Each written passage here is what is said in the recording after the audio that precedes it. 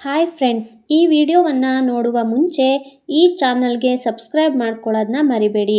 ಈ ಸಂಚಿಕೆಯಲ್ಲಿ ದಿಶಾ ಸೌಂದರ್ಯಾಳಿಗೆ ಗುರುಭಾವ ನಿಮ್ಮ ಜೊತೆ ಇರೋದು ನಿಮಗೆ ಇಷ್ಟ ಇರಲಿಲ್ಲ, ಅದಕ್ಕೆ ನೀವೇನಾದರೂ ಅನ್ನುವಷ್ಟೊತ್ತಿಗೆ ಸೌಂದರ್ಯಗೆ ಗುರು ಬಂಡೆಯಿಂದ ಬಿದ್ದಂತಹ ದೃಶ್ಯಗಳೆಲ್ಲವೂ ಕಣ್ಣ ಮುಂದೆಗೆ ಬಂದ ಹಾಗೆ ಆಗುತ್ತದೆ.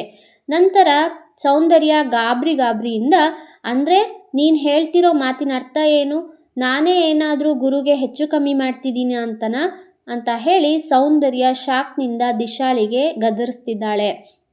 ಅದಕ್ಕೆ ದಿಶಾ ಸತ್ಯ ಯಾವತ್ತಿದ್ರೂ ಕೂಡ ಹೊರಗೆ ಬರಲೇಬೇಕು ಅಂತ ಹೇಳಿ ಅನುಮಾನವನ್ನು ಹೊರಗೆ ಹಾಕ್ತಾ ಇದ್ದಾಳೆ.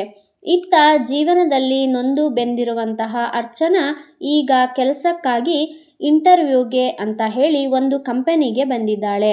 ಹಾಗೆ ದೇವರ ಬಳಿ ಈ ಇಂಟರ್ವ್ಯೂನಾದರೂ ನನಗೆ ಪಾಸ್ ಆಗಲಿ ಅಂತ ಹೇಳಿ ತುಂಬಾ ಬೇಡ್ಕೊತಾ ಇದ್ದಾಳೆ.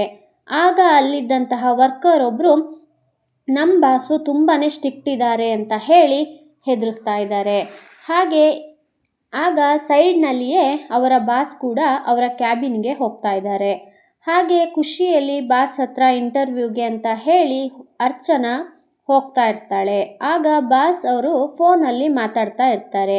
ಹಾಗೆ ಅರ್ಚನಾ ಬಂದಿರೋದನ್ನು ಅವರು ನೋಡಿಬಿಟ್ಟು ಬಾಸ್ ಕೂಡ ತುಂಬಾ ಶಾಕ್ ಆಗ್ತಾರೆ. ಹಾಗೆ ಇತ್ತ ಅರ್ಚನಾ ಕೂಡ ಶಾಕ್ ಆಗ್ತಾ ಇದ್ದಾಳೆ.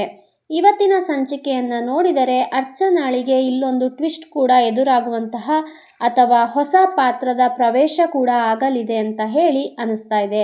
ನಿಮಗೆ ಇವತ್ತು ಈ ಸಂಚಿಕೆ ಆಸಕ್ತಿದಾಯಕವಾಗಿತ್ತಾ ಅಥವಾ ಇಲ್ವಾ ಅಂತ ಹೇಳಿ ನಿಮ್ಮ ಅಭಿಪ್ರಾಯವನ್ನು ಕಮೆಂಟ್ ಮಾಡಿ ತಿಳಿಸಿ.